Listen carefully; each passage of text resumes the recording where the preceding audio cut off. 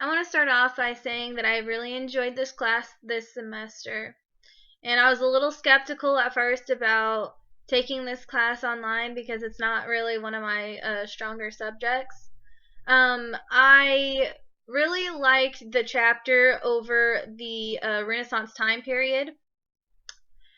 And I think that it is because it was a great time for the arts and for literature. First of all, I want to talk a little bit about my favorite writers of this time, and that would be Christine de Pizan, Geoffrey Chaucer, and Giovanni Boccaccio. And I like their style of writing because it's more focused on actual human beings rather than being the focus of the gods like in previous time periods.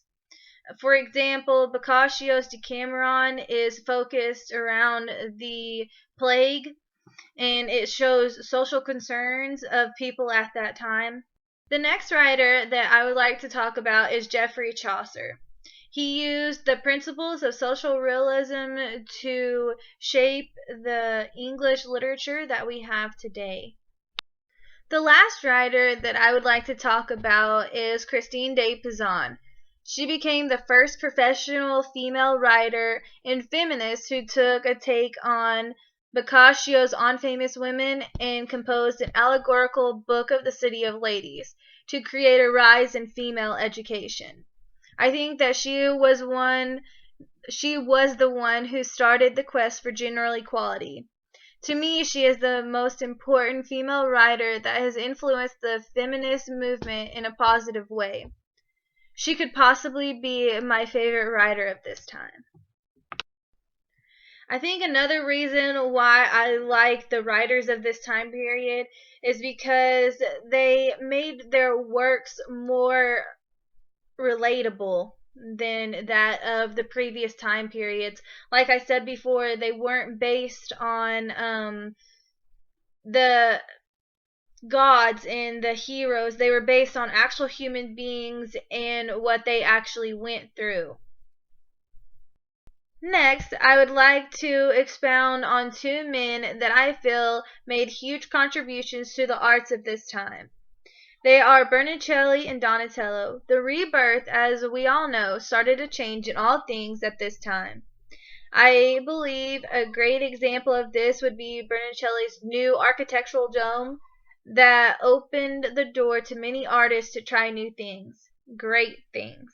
Donatello created the first freestanding, life-size nude sculpture of the biblical hero David that contradicted the medieval beliefs that the source of sin was the nude.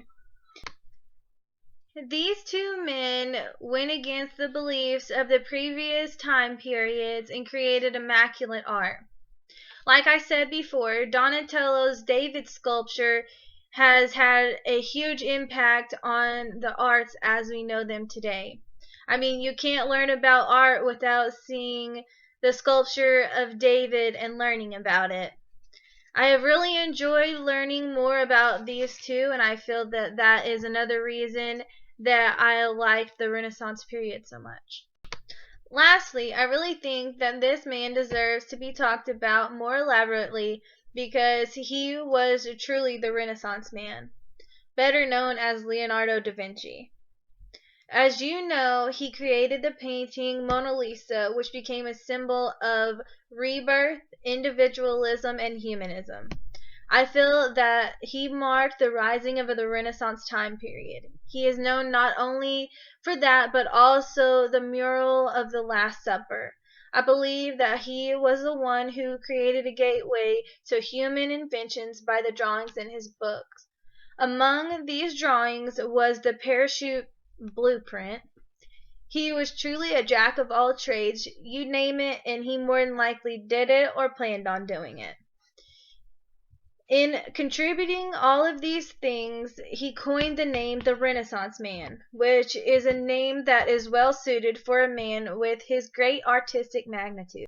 I really loved learning about all his contributions in all aspects of the things in the Renaissance time period.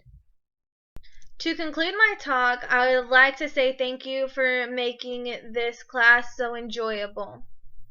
I really had a hard time choosing which chapter I was going to talk about because there were so many great things that happened in literature and in the arts, and that is what I like the most. But I chose the Renaissance time period because I felt that there were more greats in this time period, and it's just something that I really like to talk about.